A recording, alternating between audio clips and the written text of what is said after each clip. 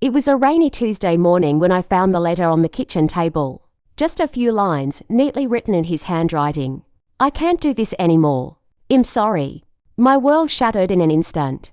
We had been together for 8 years, married for 5. I kept rereading those words, hoping they'd change, but they didn't. The house felt empty, even though nothing had physically left except him.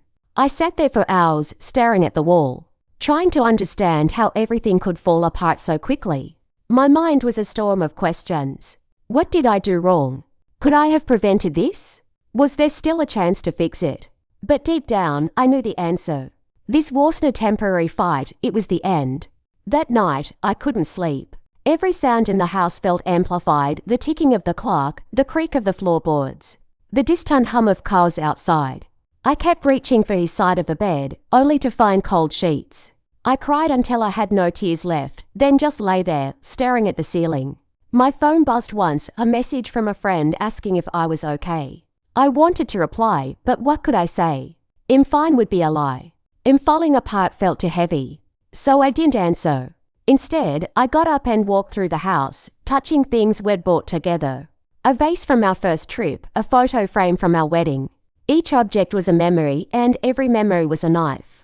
The sun rose, and so did I, not because I wanted to, but because my body knew it had to. I made coffee the way he liked it, then realized he wasn't there. The ritual felt hollow. I forced myself to eat a piece of toast, though it tasted like cardboard. Then I did something I hadn't done in years. I looked in the mirror. My eyes were red, my hair a mess, but beneath the exhaustion, there was something else. A flicker of defiance. Maybe I didn't know how to move forward, but I knew I had to try. I took a deep breath, washed my face, and decided. Today, I would leave the house. Walking out the front door felt like stepping into a new world. The air was crisp, the sky clear, and for a moment, I forgot my pain. I wandered to a nearby park, where children were playing and dogs were barking. I sat on a bench and watched life go on, a life that didn't revolve around my broken heart. A little girl smiled at me, and I managed a weak smile back. It was small, but it was something. Later, I stopped at a cafe and ordered a pastry I'd never tried before. It was too sweet, but I ate it anyway. That day, I learned 2 things. The world keeps spinning, and so could I. I finally answered my phone. It was Mia, my best friend since college. She didn't ask how I was, she just said, I'm coming over. An hour later, she arrived with takeout and a bag of my favorite chocolate. We sat on the couch, and for the first time since the letter, I talked. I told her everything, the confusion, the anger, the fear of never feeling whole again. She listened, held my hand, and said, "You're not alone." That night, we watched stupid movies and laughed until my cheeks hurt. It wasn't healing, but it was a break from the pain. And sometimes that's enough. A week after he left, the numbness turned into anger. I found myself yelling at a barista for getting my order wrong, slamming doors, and crying over stupid things. One night, I pulled out all his clothes from the closet and threw them into a pile.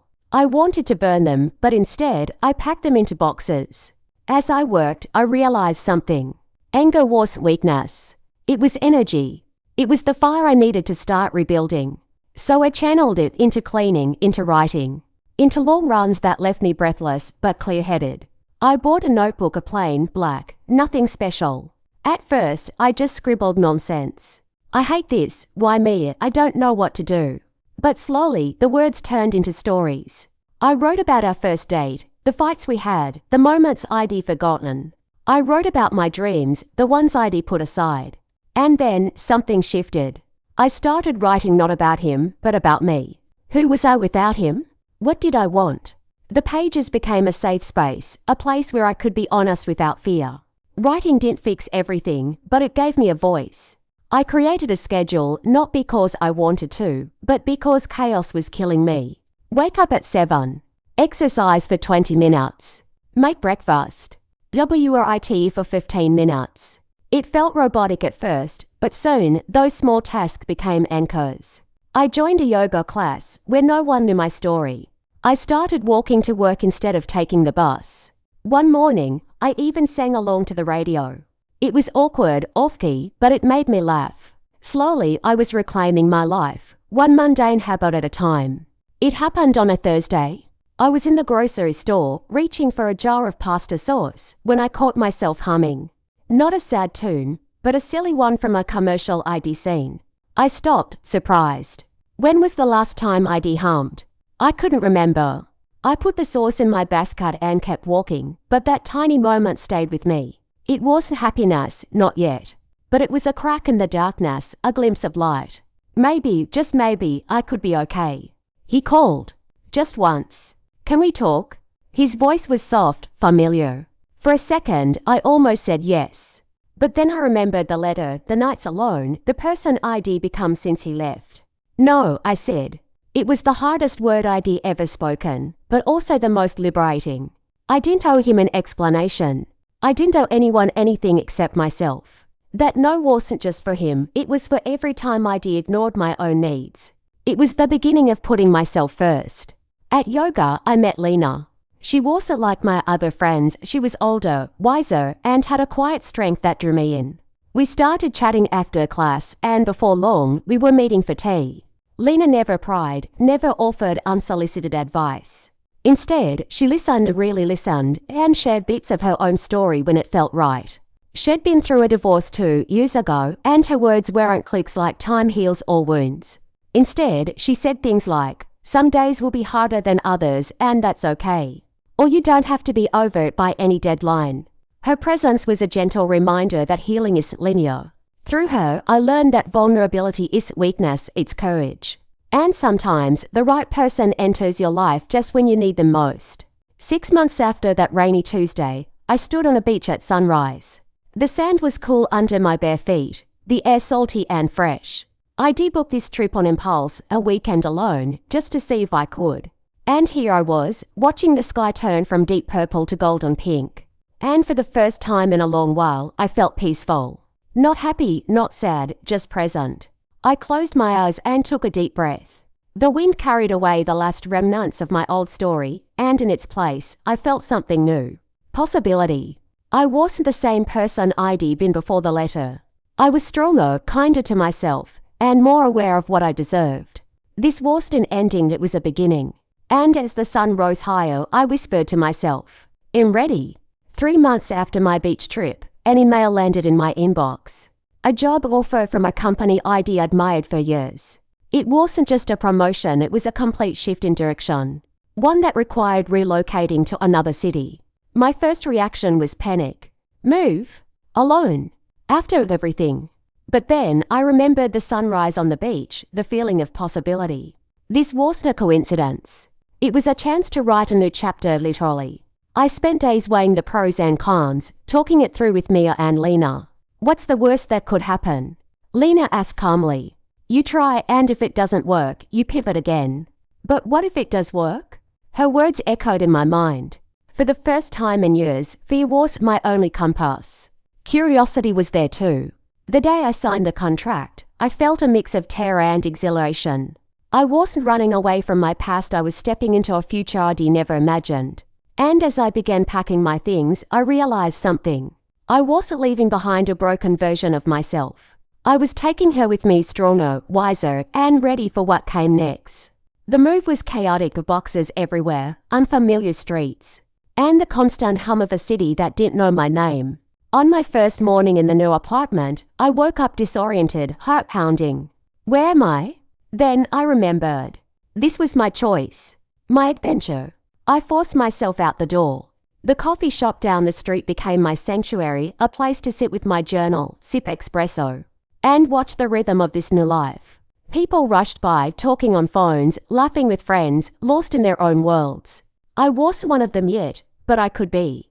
That afternoon, I explored a nearby park and stumbled upon a community garden. An elderly man tending roses looked up and smiled. Need help? Before I could answer, he handed me a trowel. We worked side by side in comfortable silence, and when I left, he said, You're welcome back any time. It was a tiny moment, but it felt like a thread connecting me to this place. I was invisible here. I could belong. 6 weeks in, the doubts crept in. What if I made a mistake? What if I never fit in? I do wake up at 3 a.m., heart racing, replaying every misstep. The awkward conversation at work, the missed call from an old friend. The empty evenings spent scrolling through photos of my old life. One night, I called Mia. "I feel like I'm drowning," I whispered. She didn't offer platitudes. Instead, she said, "Of course you're scared. You're doing something huge. But remember, fear doesn't mean you're failing. It means you're growing." The next morning, I wrote in my journal, "Fear is not my enemy. It's the shadow of courage." I started small, saying yes to lunch with a co-worker, joining a local book club, taking a solo trip to a nearby museum. Each time, the fear was there, but so was something else. A quiet pride in pushing through. Slowly, the nights grew quieter. The panic attacks lessened. I wasn't over it, but I was learning to dance with the uncertainty. Months passed, and the city began to feel less like a stranger and more like a friend. At work, I bonded with Anna, a sharp-witted designer who shared my love of bad puns and strong coffee. We started grabbing lunch every Friday, and her non-nonsense advice became a lifeline. "You don't have to have it all figured out," she'd say. "Just show up. The rest will come." Through the book club, I met Jamie, a retired teacher with a passion for travel. He invited me to join his weekly walking group, where I met others, artists, nurses, students, all navigating their own versions of change. One evening, as we sat in a pub sharing stories, I caught myself laughing so hard my sides hurt. In that moment, I realized I wasn't alone anymore. I'd built a new constellation of people who saw me, not my past. These friendships weren't replacements for what I'd lost. They were something entirely new, proof that life keeps offering connections, even when you're sure you're done receiving them. It happened on an ordinary Tuesday. I was rushing to catch the bus, late for a meeting, when I stopped dead in my tracks.